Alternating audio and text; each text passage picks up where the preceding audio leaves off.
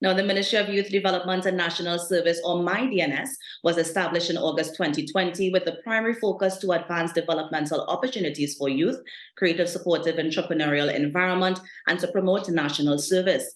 The ministry created a 40 under 40 program, and new influencers were recently chosen. And so this morning we have one of the managers at the youth facility at MyDMS, Betty Ann Augustine, to tell us more about it. Betty Ann, good morning.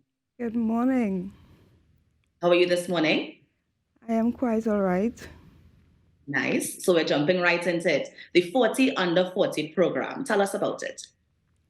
Well, this is a program that was designed to assist youth in youth development as part of the ministry's mandate. And it really is a strategy to get young, we like to say young movers and shakers, but young successful entrepreneurs in various fields of work, some of them non-traditional fields, to have an opportunity to speak with students who may not otherwise be able to engage with them one-on-one and be able to learn from them what are some of the pros and the cons of what they do and how they became successful so far. Yeah. Now, one of the things you mentioned, Betty Ann, was that non-traditional kind of sector that some of these influencers come from. So, for Yes. example, it's not just people in academia or people with the normal 9 to 5 jobs. We have people outside of that bracket as well who are chosen. Yes, we have a lot of persons in fashion design. We have sports personalities. We have some entrepreneurs, as we would say, not in the regular fields. We have persons in IT, some of them who are in health and wellness, fitness. We even had in the past a pilot who was also an artist. But yes, we have those in academia as well, those who follow the path of sociology, psychology, clinical psychology as well. Yeah. Now that we're getting to the details of it, so then what makes an influencer? Is there a specific criteria that the ministry looks for when they're choosing these young influencers? For the most part, someone who is successful in the public's eye at the time, as I said, in whatever field there is. And some of it may be seen on social media, which is where the young people gravitate to a lot. So we have to get somebody with, of course, a strong social media presence, somebody who could really kind of corral the youth to, make good choices and that sort of Yes, thing. yes, that is one of the criteria. But it is necessary because we recognize that is one of the ways of reaching the young people. Yeah. Now, what does the program consist of? So we have these 40 people who are going to be chosen by MyDNS. What are some of the things that they will need to do, or some of the ways they will have to serve? Well, this time around we have three components. So we have the school engagement, where 26 schools would have been proposed to the ministry from Ministry of Education. So we have partnered with Ministry of Education for the school visits. There's also going to be a community component, which would be 3 different communities throughout Trinidad and Tobago. And then there's going to be an online segment. We're going to have a couple of those coming up as well. And what the influencers would really do is make themselves available for each of the components. In this case, for now, we have rolled out the school visits, so they would get an opportunity to sit and have conversation, most likely about 7 students to 1 influencer, and they will get an opportunity to find out about the influencer and their career path, where they started to where they're at this time, and even share with the influencer what are some of their passions, because that is something that we really pay attention to, and we help them to understand that yes, it is important to stay in school and pay attention to the academics, but it's also important to pay attention to what you're passionate about. And if you persevere with that in most instances, you are successful. And yes, it is not a straight line, which is another thing we help them to understand, which is what is shared between the influencer and the students. Yeah. Now, in terms of the secondary schools, do you know how many are involved and how were those secondary schools chosen? The secondary schools were chosen by the Ministry of Education, and the number of And schools, how many? 26 schools. And the 26. first Okay. we rollout, we started with 12, and then we're going to continue with the next 14, going through this entire school year. Right. What sort of impact is the ministry looking to get from this program? So we're going into these schools, at least the first leg of it. We're going into these schools, we're having the influencers share their journey, and they have that exchange with the students. What is the ministry hoping would come out of these exchanges? Well, we're hoping for some personal development, firstly, because we understand that there are the realities of some of the negatives that happen in school, and sometimes some students may be low on self-esteem. So personal development is one of the areas that we pay attention to, that we want to see improved. And as we're dealing with career choices, to help them to understand that you don't have to be focused on only one thing. You have an opportunity to pivot and select another path as a career.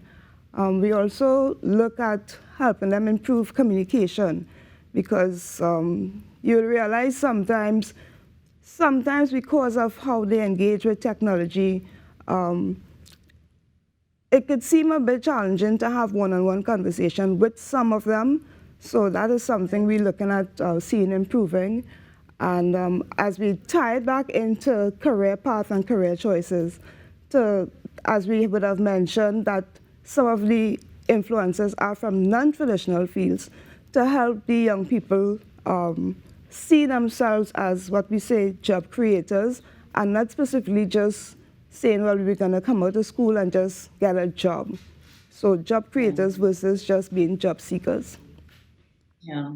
And what sort of benefits you think the young influencers can also gain from this? Because we got the perspective of the students and what they can gain, but how do you think this can benefit those young influencers? Well, what some of them are realizing is they have an opportunity to teach that they may not have considered before, just by sharing their journey. And that, for some of them, they're really delighted about. Yeah.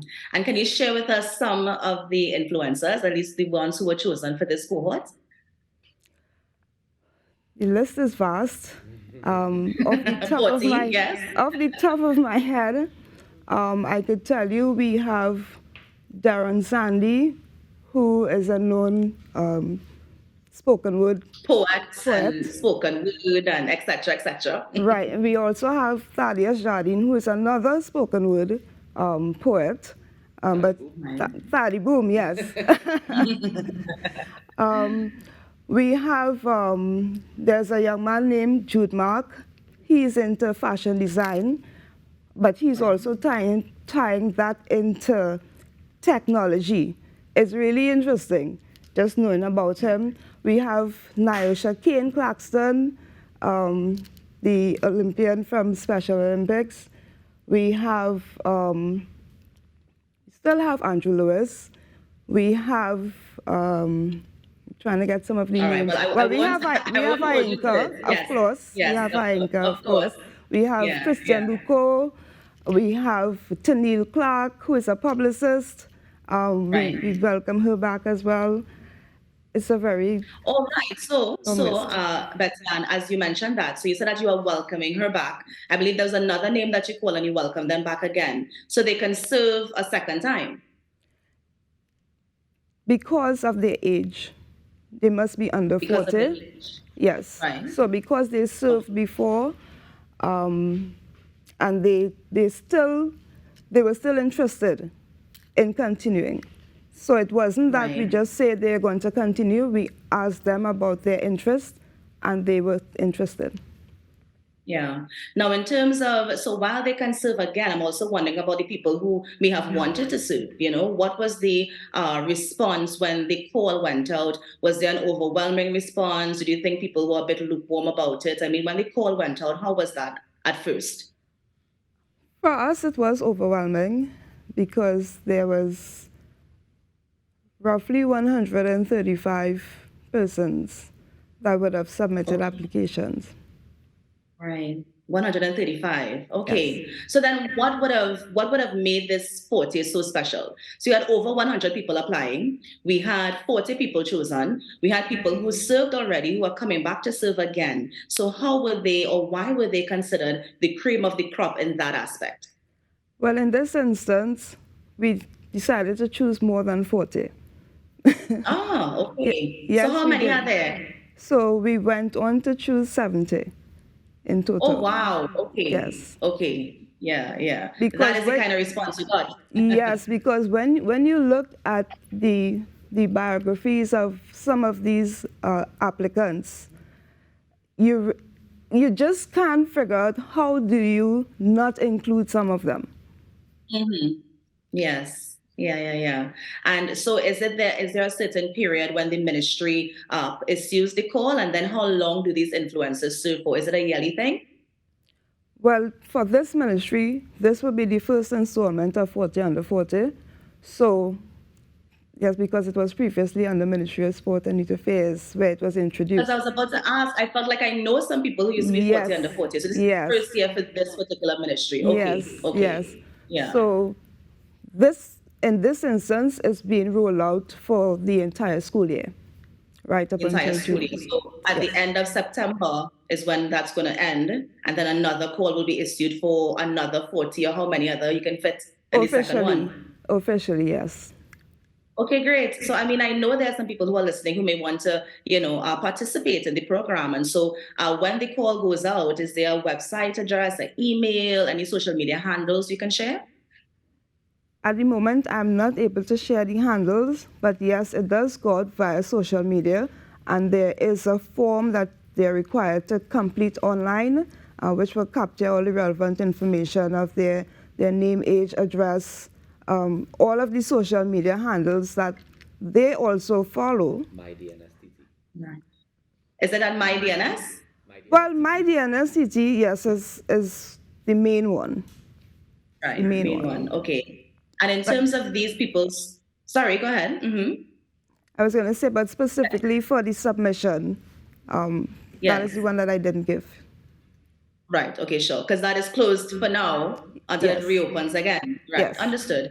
And in terms of the influencers who's serving, just to understand, this is a volunteer kind of thing. So no payment or This anything like is that, right? volunteer. It is totally voluntary, and it is considered national service as we're under the Ministry of Youth Development and National Service.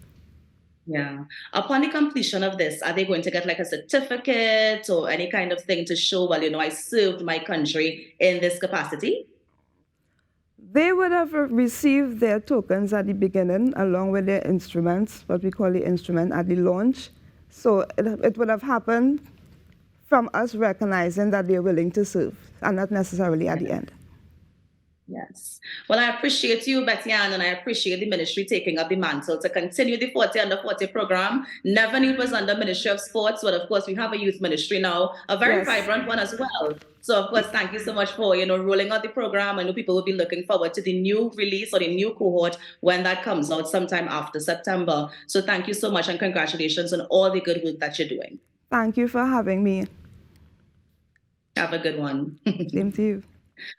And that was Ms. Betty Ann Augustine, a youth facility manager at the Ministry of Youth Development and National Service, just sharing some information about the 40 Under 40 program, or should I say the 70 Under 40 program, because as she mentioned, they have extended the cohort. Yeah, the Now Morning Show, we're going to take a break and be right back. Stay with us.